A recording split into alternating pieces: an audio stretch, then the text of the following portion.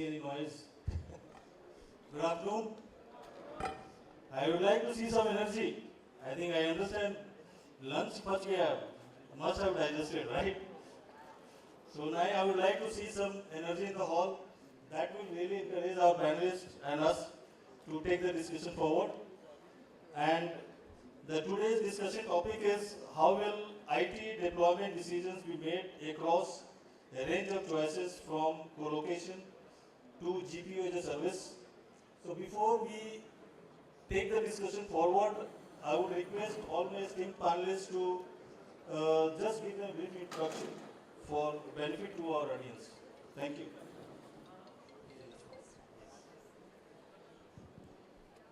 Hello everybody, my name is Lipsy Kumari. I have done my master's in supply chain management from MIT Boston, USA.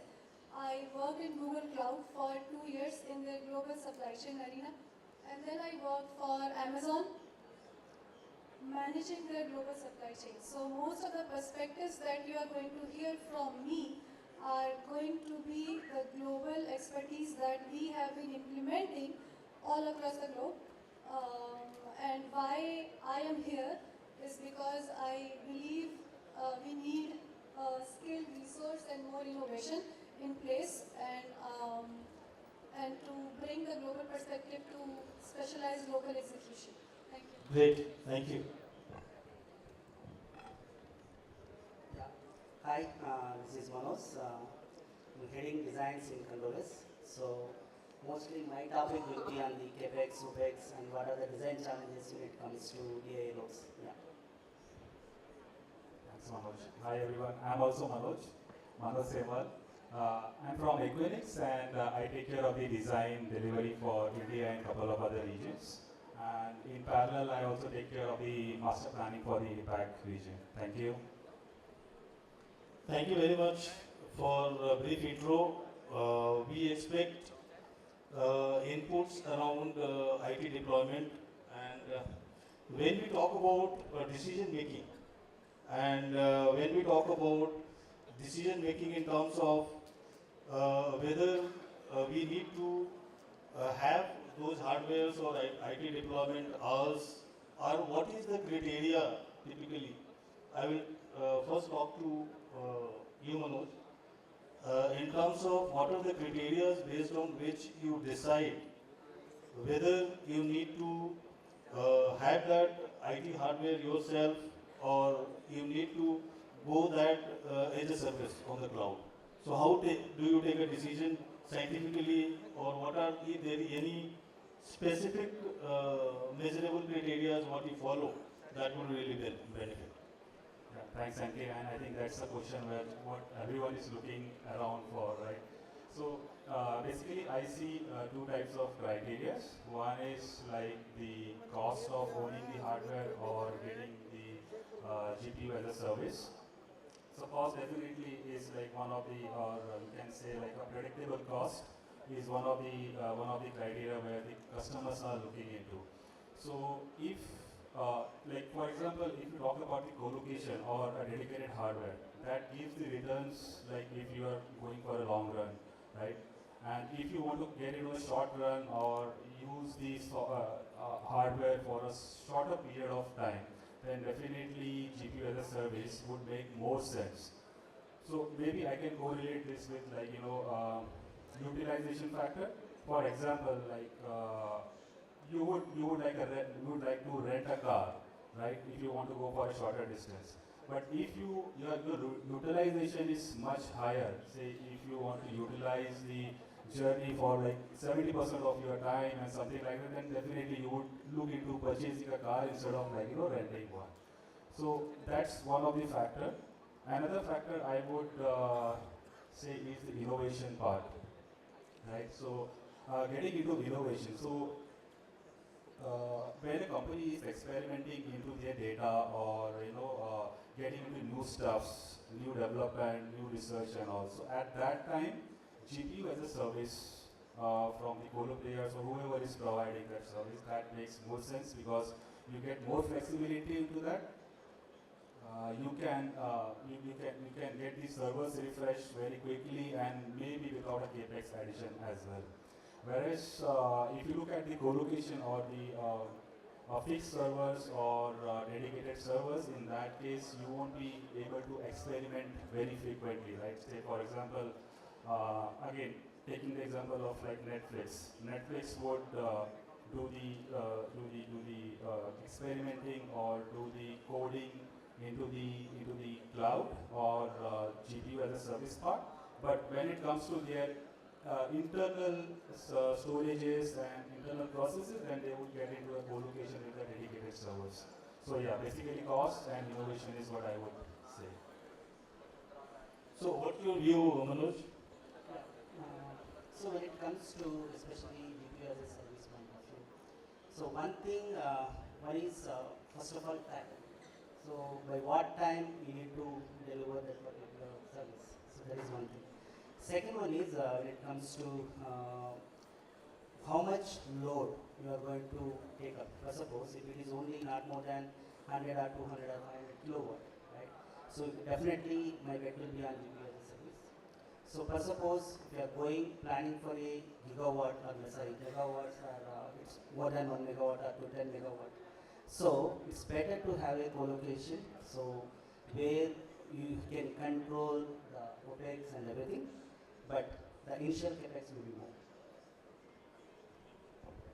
Let's see, as you said into the intro session itself, that you have been managing global supply chain, and obviously you have got certain matrices which you might have developed you yourself along with your technical team, which is the key benchmarks for evaluating and technical such taking such decisions by putting those evaluating those based on the benchmarks. So can you be able to highlight in terms of, because it is not a small decision to just take I should go for a cloud or I should go for the on-premise kind of scenario or co-location.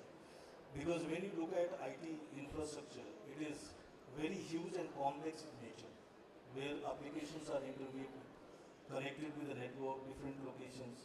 So how do you decide in such scenario what is good for the organizations?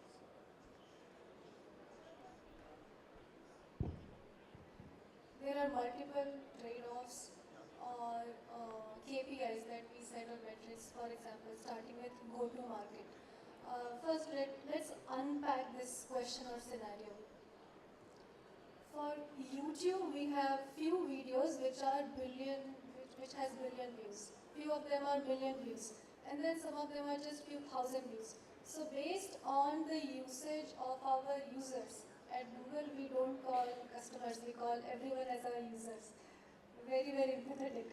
So based on our users' usage, we decide which platform are we going to use. For example, for the billion view YouTube videos, we dedicate some edge centers which are very close to the cities. So that's the strategy, one of the strategy, like how fast and the time and speed, these two are one of the core metrics. Hyperscalers, Google, we have plenty of money to spend that when we want what, so we spend a lot of time on innovation, R&D, and how do we maintain the supremacy in this arena of leadership. That is the most priority. Coming back to that spectrum, as both of my panelists mentioned, it is completely dependent on the user. There is no cookie cutter solution. So, for example, if we are establishing something new for Gemini and GenAI use case, we do rely on GPU as SaaS. We do rely on our vendor as NVIDIA for HX100 and different hardwares. However, for other performance, like regular performances like Gmail or Maps, it is most on performance basis. So for that, we rely on the other aspect, which is co-locations. When you look at performance and the views, as you referred in the YouTube, these are not consistent. sometimes it is some video goes viral, it touches a billion, more than billion views, and sometimes something same channel or same individual posting something may not be that viral. So obviously there is a big contrast or 180 degree difference between decision making of yours. One video makes you decide to go for X decision, and then in the same kind of stuff we are talking about where the views are less, so you have got different decision. So is it not contradictory from that perspective? It's not. I'll tell you what, it's easy decision making if you apply predictability, core supply chain expertise. So we do demand plans. So based on the customer usage, we decide that, okay, this, suppose I am a social media influencer, my videos are going viral. So Right. let's suppose that. In that case, if just out of 100 videos I've posted, just one is billion, just very much viral, then what happens? Then we have a team who predicts that, okay, if one went viral, what is the predictability of those people for which 1 billion views or more billion views are, has been shown. So that's how, it's all depending upon the predictability and use case that we decide based on the demand use case. And then we build on to the customization of the components. For innovation side, then the customization takes place for those components. And then we decide, okay, if something new is happening, then we'll go for GPU SAS. If there's existing increasing performance or regular automation, then we just go for co-location. But how dynamic such decisions are there, and how dynamic the implementation and the timelines, etc. Because you decide something, go for GPU SAS, clear. You get instruct somebody, your GPS space is available. What about if you want to go, you decide to go for different model? In that case, obviously you need some time to deliver, right? Yeah, so let's understand this that we don't have just one data center to store the data of billion viewed products. I'm just taking example of YouTube. There are multiple data centers, minimum 3 places, 3 hardware equipments that we use to store one data. For example, this live video recording, there will be at YouTube, at minimum 3 data centers will be used, and therefore hyperscalers are used to store most of the data, and then segregation happens. Where do we channelize the load? It should be done on the GPU SAS platform, or it should be done on the co-location side or edge side. Where should we divert our compute capacity? So all that decision is based on the customer or the user use case. I'm really pleased to see your technical ability and explanation. You, if I look at a supply chain guy, he talks about money and its matrices. You are talking about all the technical terminologies very well, very fluently. Nice to hear that. Coming back to Manoj again, obviously one of the key factor which is there is sensitive information. Okay, sensitive information. So when you have got such applications or informations which talks about sensitivity of it, so how the decision making is done in terms of your cloud or co-location or on-premise, what drives that? Yeah, so sensitive information, like if you talk about the clients like who are into the banking or maybe Medicare or any other critical, maybe for that matter like defense sector, right? So they would definitely, not get into the GPU as a service or the cloud things. The reason being is, though as of now, like we talk about the logical security kind of thing, which is kind of like a software defined security or the cyber safety and all those things, but still we see it as a standard market practice to get into the either colo or into on-premises data center for those guys. Yes, they do see it as a concern. Multi-tenancy kind of thing, I mean, some people would like to get into it, but only if like they are controlling the keys for it. So in this case, we are talking about GPU as a service. So are you saying still it is not matured as far as the security is concerned? That's why you are taking a decision not to go and this way? Yeah, as of now, the software-based security systems are not that. I would say it's not that mature. It's a standard market practice not to get into the cloud services for those critical customers. I'm specifically talking about the banking and all. But like as you know, like AI is something which is going to thrash all the standard market practices going ahead. So this will get overruled over a period of time. But as on date, yes, that's a market practice not to get into the cloud for these critical clients. View on that? Yeah, so when it comes to BFSI sectors, defense sectors, stock exchange sectors, so where there is the latency and everything, apart from that, security, these two are going to play a major role. So, security, when it comes to security point of view, there is a government, central board called SEBI, which is going to define the governance for them, how they have to secure their co-location place or GPU as a service. Looking at that, I think right now the BFSI segment doesn't have that approvals towards the GPU as a service. But sharing with Iraq, sharing with most of the tenants. But when it comes to they have a dedicated kind of soup kind of arrangement, yes, it is possible. Is banking customer using GPU as of now? Yes, I am working with one of the major Okay. Okay. Good. bank in India, so they are doing it. Okay, great. So, Deepsi, as you know, we have got data protection law also, which is in place, which talks about sensitive data and the critical data has to be in the country. And at the same time, when you are deciding such kind of things, obviously, uh, Google being a very big organizations having set up across the globe and we interweave and you have got high level of monitoring management systems and also analytics which is attached. A lot of AI also you are driving along with it.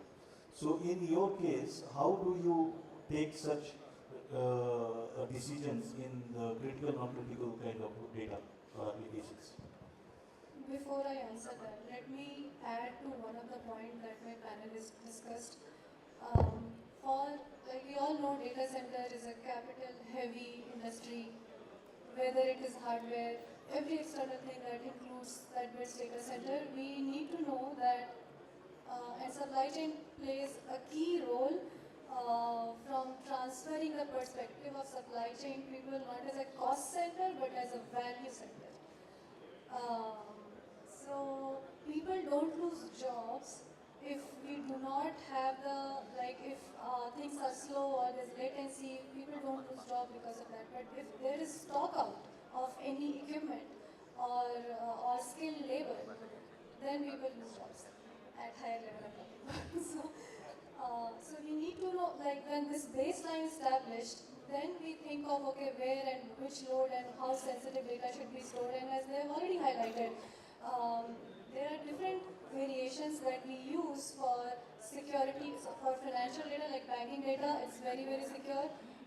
Like from my perspective, Google for everybody, like every individual owns that data sovereignty. So we have this, like when I joined my first 3 days, I was just learning about how important it is to store data for each users. But as we're talking about, we keep like DARPA data. DARPA is nothing but like we have Indian Air Force, Navy, and the system the same way. US has that's called DARPA Defense Academy. So that has a different platform altogether, and very few people have access to it. Decision making is done at very closed doors, that where the data will be stored, and as I have told you, the data is not stored at one location. It is at multiple locations. No one knows that okay, your data or Indian Air Force's data where it is stored, but it is very specific and decided by very few people, which I am also not sure about.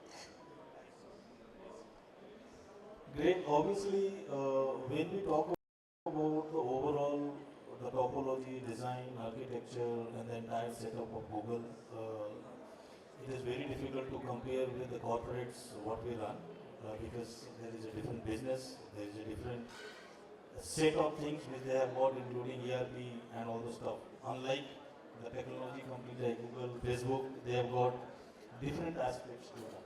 So the volume of transactions and the other things are also absolutely very, very high.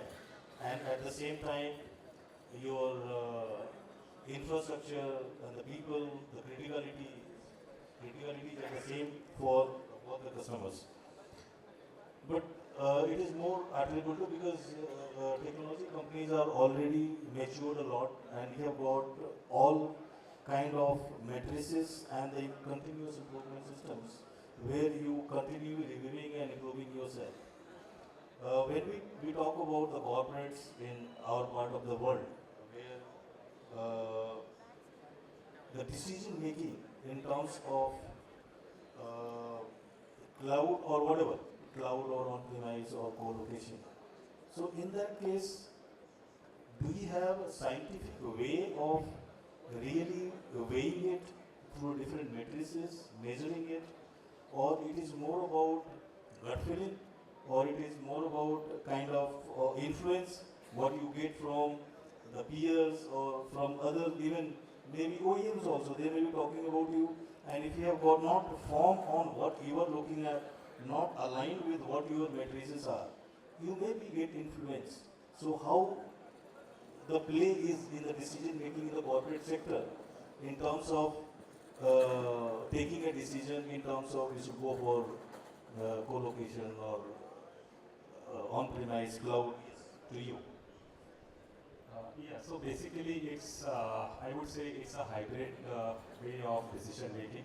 So again, it depends on like, what the application is, what the cost factor is, what the security part of it is. Like whether if the application is for, as I earlier said about the innovation, if the application is developing a new, maybe a new software or developing a new product, experimenting stuffs, then definitely GPS service could be like the prominent option. But if that setup is already experimented, now you are into the actual production where you would like to have a long run kind of applications, then definitely colo or on-premises or the dedicated hardware would be the better option. So like the AI stuff again, right? Or the if I talk about the AI stuff again, it's like putting your best into the place where you get better value of the dollar per hour. So whether it's a better value of dollar per hour in GPU as a service or in a colo or with a dedicated dedicated hardware. So that's how decisions needs to be made. Yeah. So first of all, when it comes to this is timelines. So how much time you want to be ready to deliver your service? That's first one. Second one is the OPEX, whether it is a co-location or whether it is a GPU as a service, the OPEX cost. Right? So GPU as a service, the OPEX cost is as it is running 24/7, right? So the OPEX cost of your total service may become a bit higher comparatively as a co-location.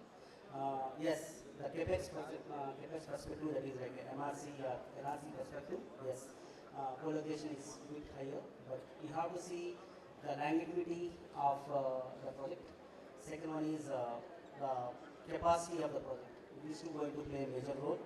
And finally the TCO, so the total cost for the ownership. So these three are going to play a major role while taking a decision. Thank you. Lipsy, I will not ask you, obviously in your organization you are working in that environment. Do you have any comment on the corporate side of it in terms of decision making, in terms of they should go for hybrid cloud, on-premise, anything? That's completely based on the usage and the demand of those corporates. For example, if they want to, if they have requirement of something new, for example, let me give an example. StarCloud recently sent their fridge size data center in space. As soon as that was done, which is done through one of our HBS alumni itself, immediately Sundar Pichai also said that they are also planning something and they will send that. So there's a go-to-market competition. You see that there's a FOMO that has already been created, and Jeff Bezos also said that they are also going to send the same. Tesla is also going to send the same. So it depends on the use case, like what is the new innovation which is happening, so that the big leaders do not lose on that new piece of information, That's why they want to do it. And that piece is completely innovation, which will be done on GPU as a SaaS service, not on the performance basis of co-location or edge, because it's not for masses right now. It's very exclusive and it's for innovation. So it's completely scientifically decided, not, and I feel that even gut decision is also scientific because we do make gut decisions based on our like historical data, right? So. Thank you very much. So what I could observe or I could understand in terms of overall decision making on the IT development, in corporate sector what we have observed or we heard also, most of the corporate sector, the bigger one, they talk about always hybrid IT because they run hundreds and even thousands of applications all interweave together. So instead of reinventing the wheel, they follow that process of something on premise, something on co-location, something on cloud. They feel this is something which is highly critical. I cannot go for on a cloud. Then they follow on the that path. And I see large corporate, 90% of the corporates are on hybrid IT, which I could foresee. So with this, I would like to conclude this session. Thank you so much, sir. I would Thank request you very much for your time, and thank you very much audience for patience hearing our discussion, and I hope whatever we talked about, something made work.